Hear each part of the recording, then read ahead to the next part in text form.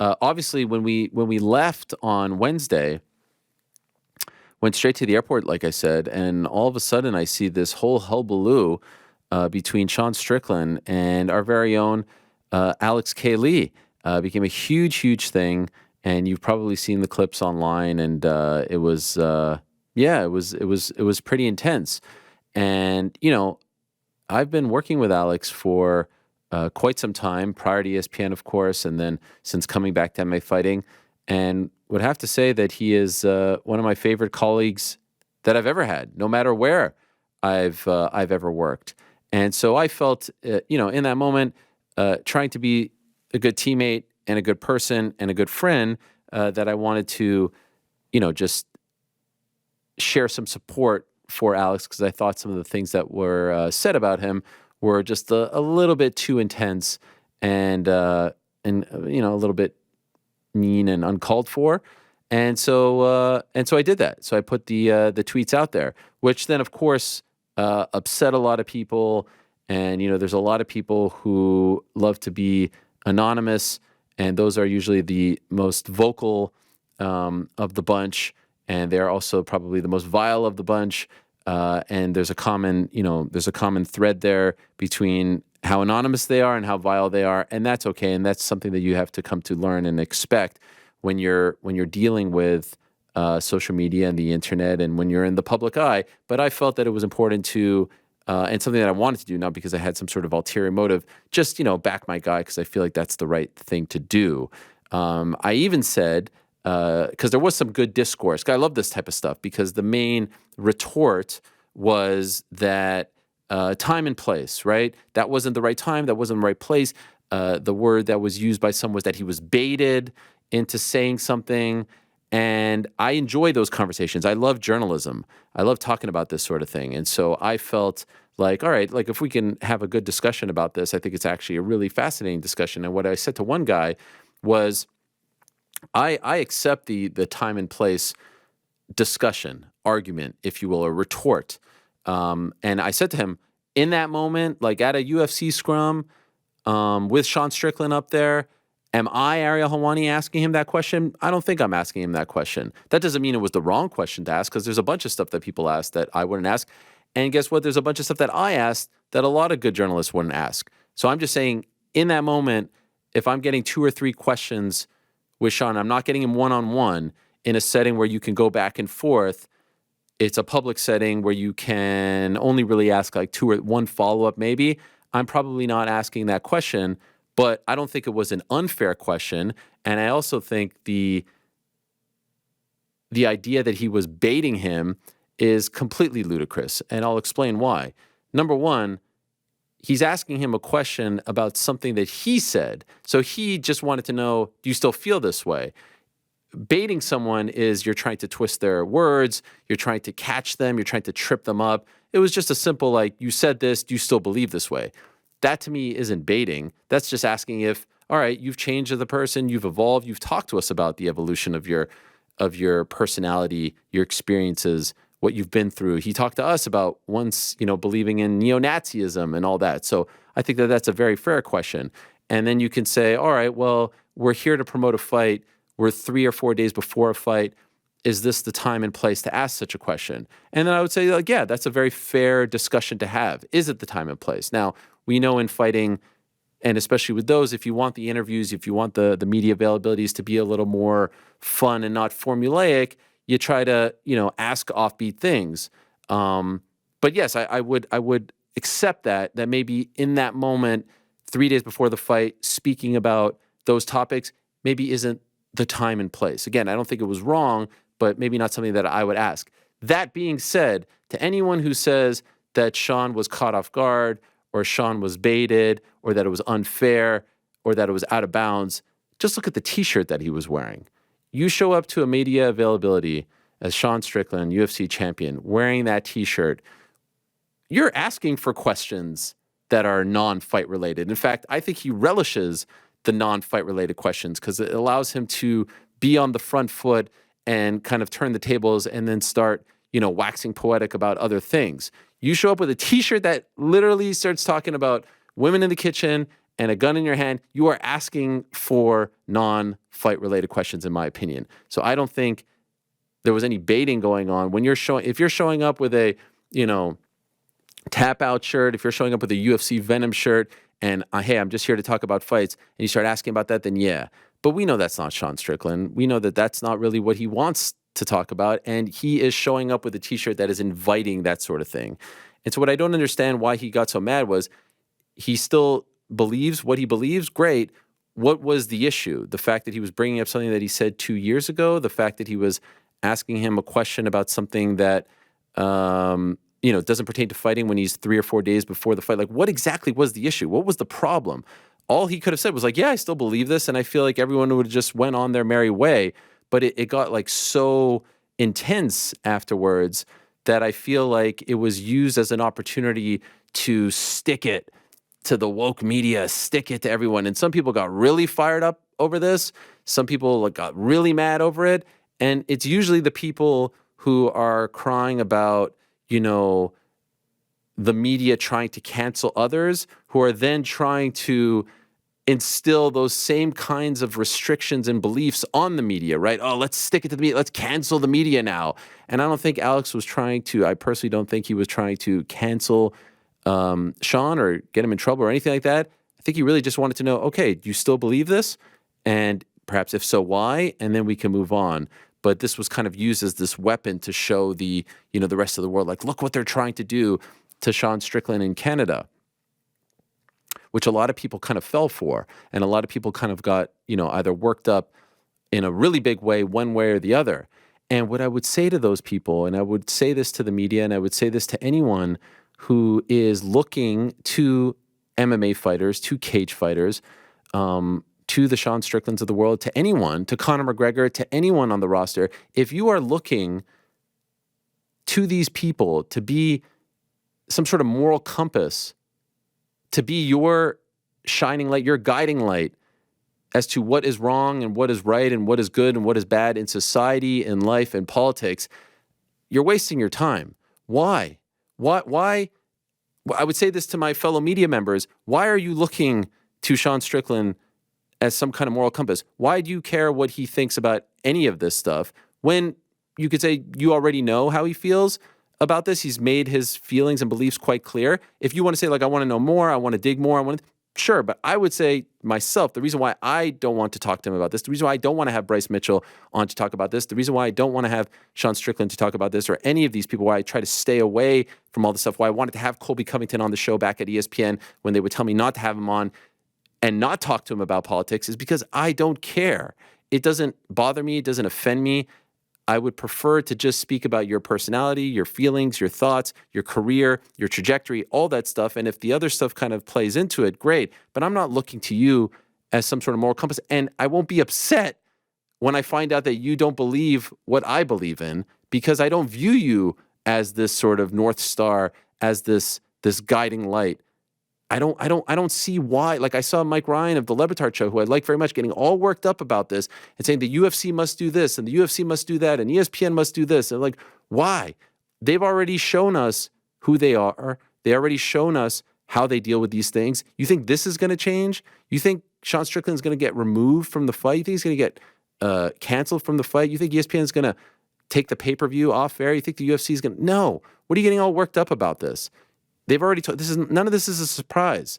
So you could either take it to heart, you could either let it bother you, you can let it affect you, you could let it poison your brain, poison your soul, or you could just look to these people as fighters, try your best to see the good in them, which was, for the most part, what I try to do, and not view any opportunity to speak to them, especially in a sort of public setting, and you're not one-on-one where you can really kind of go back and forth and dig deep, as any opportunity to get to the bottom of all of this. Where it gets really interesting, one step further, is, all right, Sean Strickland marches to the beat of his own drum, and clearly this has worked for him, this, if you want to call it persona, or he's found something which has benefited him greatly, and there's a lot of people who, back him and love him and support him and all that stuff and more. Where it gets interesting is when Dana White starts talking about it, because Dana White has found this amazing he's found this amazing sort of role in the world of sports and in society right now as the lone, as people like to call him, commissioner or owner or head of sport who doesn't listen to the media and doesn't cower to the critics and doesn't bow down to the woke culture out there. He has found this lane as the head of the uncancelable sport. This is where you come to say what's on your mind, to shoot from the hip, and there aren't going to be any sort of repercussions whatsoever. And he leans into this, and I would argue that he has really leaned into this since 2016. Since he showed up and campaigned on behalf of Donald Trump at the GOP convention in Cleveland, right after the sale of the promotion, that's really where things started to change. And then the support, in the pandemic, and then now the stuff that we're seeing, where in the past we were told politics doesn't come into play. Politics has no place in this organization or sport. It's now very political for whatever reason. And so they have found that, this is the perfect lane for us. Like, we're going to be the place where you can say what you want and there's going to be no repercussions and you're not going to have to apologize and you're not going to have to face any music or any, criticism or backlash or anything like that. And he says this at these media availabilities with much, strength and bravado. And so allow me to just educate the newer fans out here that it wasn't always this way. There might be fans out there who are maybe a little bit confused or don't understand, or maybe even turned off or, feeling some sort of way about all this. But I want to let you know that it wasn't always this way. And so when he says that this is the place where we don't police, or when, a great journalist like John Pollock uses the word leash and he latches onto that word, and that's his out right there. Pollock used the word leash. He probably should have said, latitude or leniency or leverage or anything like that. But he latched onto leash, and everyone was like, look at him go. He's sticking it to the woke media out there. And he says, we never tell anyone what to say, and we don't reprimand, or we don't tell you that you went too far. It wasn't always this way. And so I would say that the reason why the John Pollocks of the world or the Alex Lees of the world, who have been covering the sport for a very long time, are asking these questions now is because it wasn't always this way. It's because things have changed over time. And I hypothesized last year that when nothing happened after the incident in Mexico, that it was a sign that nothing will ever happen. No sort of repercussions would ever happen when it comes to behavioral issues, because if it's not going to happen to him, it will never happen to anyone else. And let me be very clear. I'm not advocating for anything to happen. I never advocated for him to be fired. I never advocated for anything. I just wanted to know what the response would be, and I thought the response would be very, very telling. It's the same way when Gina Carano said what she said or posted what she posted, comparing Republicans in 2021 to Jews living in Nazi Germany. I never said she should be canceled. I never said she should be punished or fired from The Mandalorian. I just wanted to explain to people why this was deemed offensive to Jewish people. And of course, it was called a douche, this and that. And the reaction to that I found to be extremely fascinating. But all I was trying to say was, if you are Jewish and you are reading this, yeah, you may feel some sort of way about it all. And so things have changed and things have evolved. And now they have found this amazing lane where people are feeling like this is the one place where you can be yourself. America, yeah, tell it like it is. F yeah, here we go. You could say whatever you want. But I just want to remind all the new fans out there, or the old fans out there, I want to teach the new fans and remind the new fans that the reason why some people and some journalists are asking these questions, I do believe, is because it wasn't always this way. So let us just have a little history lesson here, a little trip down memory lane, so I can remind you all and teach you all once and for all, so we don't talk about this. And I don't talk about this shit. I don't talk about politics. I don't care. In fact, I love when I see people in my comments calling me woke, beta, lib, this, that. As I've said again and again, my whole family, they're conservative. They all vote Republican, whether it's in Canada or the US. I probably feel a lot more like a lot of you about quote unquote woke culture than you may think. I mean, you know what I support. You know that I back Israel. You know that I've seen heinous things being said about my people and country over the last 3 months. Just think twice when you say the stuff that you say online. Nevertheless, just trying to explain to you all about where this sport has come from and how we got to this place. So back in 2009, Dana White did a video blog, and he talked about a reporter named Loretta Hunt, and he was very upset about a report that she said that managers weren't going to be allowed backstage anymore, and weren't going to be given like the proper credentials or enough credentials to be backstage. And so when Dana White was doing these video blogs, he got very upset over this report. No different than many reports over the years. And so he did this video blog, and he had some, pretty, offensive things to say about the people who spoke to Loretta Hunt, and he used a homophobic slur, and he got some backlash. And so what happened afterwards? He had to apologize. Here's an article in 2009 from ESPN where Dana White has to say sorry for the anti-gay slur. And so he says in the quote, "I hurt people that I didn't intend to hurt. When you do something like that, yes, I believe that you should say you're sorry. I never intended to hurt anyone in the gay community or be malicious or look like a hateful guy. I never meant to hurt anyone in the gay or lesbian community at all in any way, shape, or form." That was in April of 2009 when there was some backlash over things that he said. Now you could say, okay, like that's him policing himself. And that's very fair. He apologized for what happened last year in Mexico as well. Well, what about, things that fighters on the roster say? Because that's what he's being asked. Is there a line? What if they go too far? Are you going to say no mas? Are you going to say stop overstepping? Things of that nature. Well, what about back in 2010, Frank Mir is a top heavyweight contender, and he's working as a commentator for Versus, for WEC. And he said that he wanted Brock Lesnar to be, quote, the first person that dies due to octagon-related injuries, end quote. There it is. February of 2010, MMA Junkie. UFC.com releases a statement. Dana White, quote, disappointed by Mir's comments and that he won't be saying anything like that again. Afterwards, widely reported, Frank Mir lost his job commentating for WC, which was owned by Zuffa, because of that comment. And he had to further apologize. Quote, "I would like to apologize to Brock Lesnar, his family, the UFC, and UFC fans for the stupid remarks.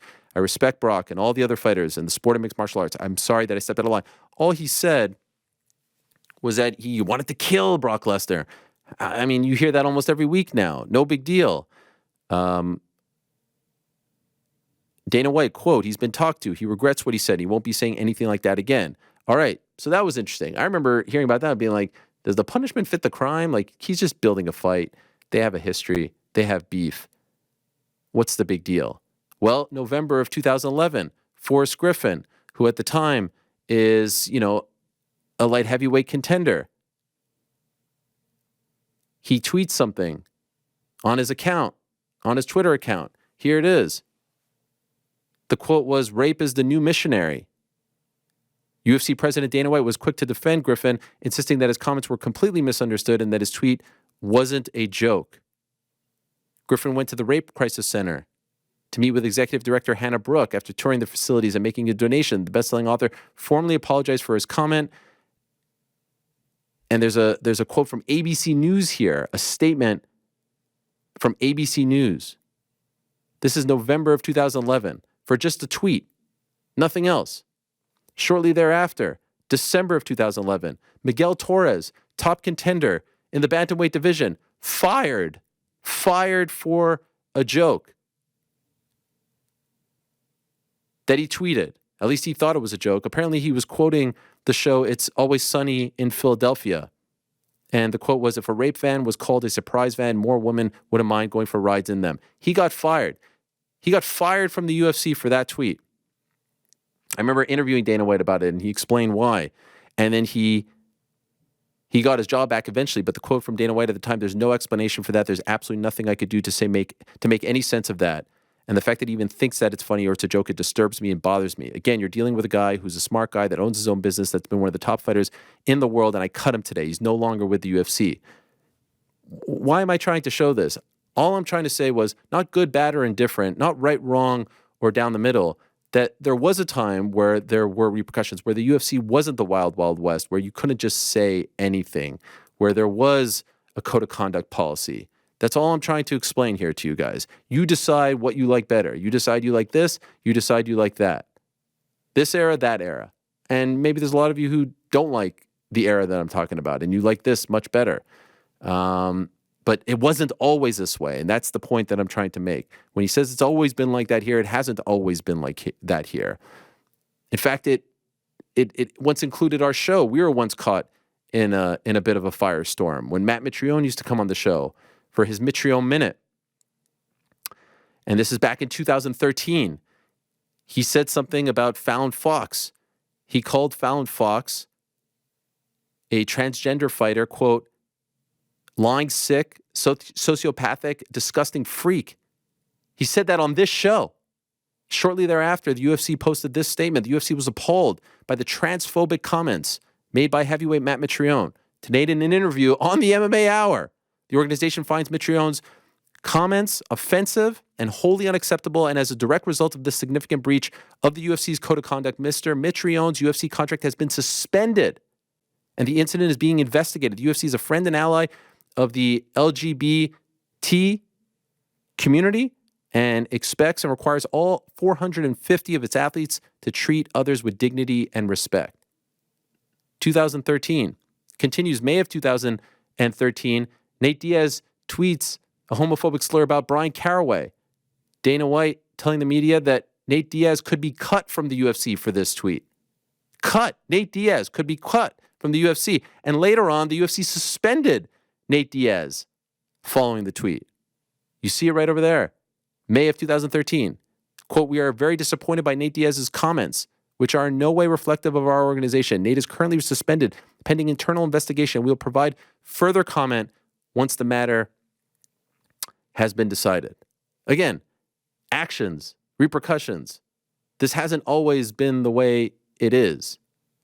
And finally, here's one more for you. July of 2015, Yoel Romero wins a big fight, and he gets on the microphone, and people still aren't sure what he said regarding Jesus.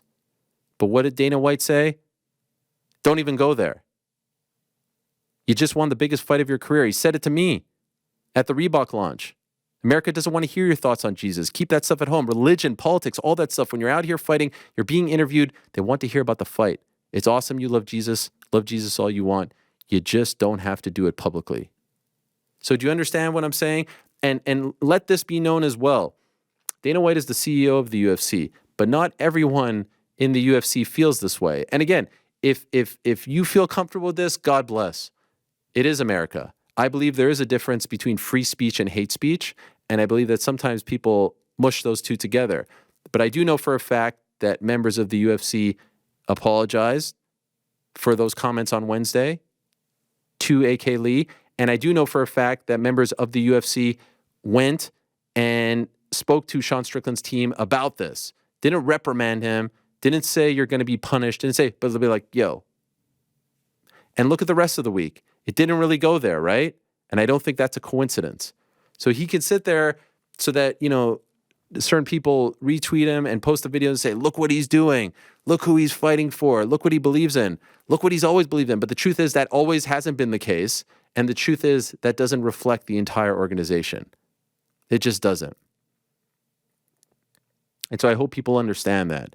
And I say this to the people who may feel a little bit deflated or feel like the sport is kind of moving on past them. Like, look, I heard people on Saturday, and again, I know this will confuse some people. People were saying F Justin Trudeau at the event. Oh my God, could you believe that? I hate Justin Trudeau. I think he's one of the worst prime ministers in the history of my country. He has not been a great prime minister. He hasn't been an ally for my people. I'm not a fan. I would never vote for him if I lived in Canada. And so I'm not sitting there. Do I think that type of stuff should be said at a UFC event? No, I think it's a little weird. I don't know how we got to this point, but it's not like I'm trying to defend or I'm upset or this or that. I'm just trying to explain to all of you, the sane-minded people out there, that it wasn't always this way. And yes, he is the face of the company, and part of this is like some sort of persona gimmick that has been developed over the last 5 or 6 years that has really worked, but it hasn't always been this way as it pertains to him, as it pertains to the company, as it pertains to the fighters and the potential repercussions. So is anything going to change? I don't know. Is anything going to evolve over time? Perhaps it has evolved from the point that I was just telling you about to now. I don't know what's going to happen in the next 10 years. And, it's going to be an interesting story to follow to see like how deep the sport wants to go here. But I do think that it's okay to tell your fighters, like, hey, there is a line. What that line is, I don't know. But just the old, like, hey, it's the fight game. I do think that there are certain things that don't need to be said in the public eye, whether it's towards a different fighter or whether it's, to fans, whether it's in public spaces, whether it's on a podcast with, like, there could be, does the quote unquote leash have to be as tight as, say, the NBA or NFL? No, it is fighting. It is cage fighting. He's right. It should be a little bit wild and wacky and like the Wild West. That's what we love about the characters. They're different. They're not polished. They don't have PR people telling them what to say. They don't have, these canned answers just waiting to be spewed out. We like that. And so we could all just decide. I don't know why we have to be insulting and offensive about it all. I don't know why everything has to be some sort of grand commentary on, the state of the world and the state of America and the state of politics. Like, no, I think that you can say, like, all right, what happened in this situation? And was it the right time? Was it the right answer? Was it the right words? Was it the right question? What happened with, Pollock and Dana on Saturday? Did he use the right word? Did he not? Like, I think all these things are very interesting conversations to have. And I enjoy having them because they're journalism conversations, ultimately. I know other people use them as other talking points or jumping off points, but I was just watching Mike on Thursday of the Le Batard show get all fired up. I'm like, man, why are you getting all fired up about this? Why are you letting this bother you so much? Because one, nothing's going to change, and B, you're just bringing a whole heap of negativity your way and shit your way. So those are my 2 cents. A little bit of a trip down memory lane there, a little history lesson, if you will. And I might have forgotten a few over time, but I think it really all kind of ended as far as that stuff is concerned in 2016. That might be a coincidence. That might not be a coincidence. But interesting days. And, personally, I kind of wish that this wasn't a major talking point. And I don't think it will be a major talking point when Ilia Topuria fights Alex Volkanovski next week or next month in Anaheim. It just kind of comes and goes depending on the characters, and perhaps that's what people think makes the sport fun. There is an eclectic mix of characters who represent different things. I'm just not necessarily looking to those people to be some sort of moral compass on anything outside of athletics, sport, that kind of stuff. But anyway. I think that it was a tough night for Canada. We can't, the scriptwriters didn't send out the memo, as they say. By the way, someone reminded me in the chat, there was also in 2016, which I forgot. I was just doing this off the top of my head after I was crying in my sleep about the Bills. Rick might remember this one. Donald Cerrone saying something at the UFC Fan Expo about DC, and then he apologized for it. Do you remember that? The circumstances sound familiar. I don't remember exactly what was said, but yes, I do. Donald Cerrone has issued an apology on social media for a homophobic slur he uttered Sunday. He said that he thought Daniel Cormier fought like a expletive against Anderson Silva. Earlier today, I said something that was offensive, and I'm truly sorry. I've got so many friends and fans in the LGBTQ community who I let down. I can and will be better because I respect the community and equality matters! ! I can assure you, none of these statements just came from, their heart. They were told to do this because it wasn't a good look to do that back then. And I don't know who's saying what and what would warrant this in this day and age, but I would say something insanely drastic would have to happen and insanely offensive to even get to this discussion. Would you agree with that? Yes. Like, we are so far past. No, these are blips on the radar at this, like minor speed bumps. Right. Just going straight over at this point. Yeah. It's, do you disagree with anything that I said there earlier? Not a word of it. I'm definitely of the mind, like you, of like, there's a certain level of exasperation, right? And feeling like nothing's going to change. I'm also with you on the idea of, we're expecting something to change that might not necessarily, and that the current regime is not interested in it, and also that the world has changed around us, and this seems to be the norm, not just within the UFC, but certainly as a microcosm of something larger where accountability for some of these things is at an all-time low. But I hope I've made it clear. I don't know. Like, there's a part of me that doesn't even care. There's a part of me, I don't Yeah. really want to see, I don't care because I'm not looking to them to be this sort of arbiter of what's right and wrong. Yeah, you All, don't need Sean Strickland for your morality, nor should anybody. no. Yeah. Hamza Chimaev is out there comparing Benjamin Netanyahu to Adolf Hitler. Yeah. I'm like, okay, cool. Good I on you, think man. I think the problem becomes if the problem is if this is allowed to continue, if there is no check for this, um, then the influence of it is potentially damaging, right? It furthers an agenda that's not a good one. Now, whose responsibility is it to police that, and how does that happen? And all those things are very complicated. It is not as simple as like, man, I really wish they'd just say that was bad and start finding people. Like there's much more complicated process to it and nuance to it. But the furthering of some of this hate speech, like you said, there's a difference, right, between free speech and hate speech. The furthering of some of this hate speech and platforming it and giving it the light of day, and allowing it to occur on your dime, on your watch, on your clock, is not good. Quite simply. Mm-hmm. Yeah. But the sole purpose of that segment was just to explain to people who are either new fans or may have forgotten that it wasn't always this way. So Right. this idea that the UFC was the anti-woke, uncancelable sport wasn't always this No. way. In fact, people had been fired for tweets and things of that nature. And so I was just trying to explain that there was once a time where it was a little bit different, where there was a code of conduct and all this stuff. And here's the thing that I would love to ask, honestly. This is the one thing that I would love to ask. As it pertains to this topic, there is no part of me that longs to be there at 3:00 at the Scotiabank Arena in Toronto waiting for fighters to show up to do those press conferences.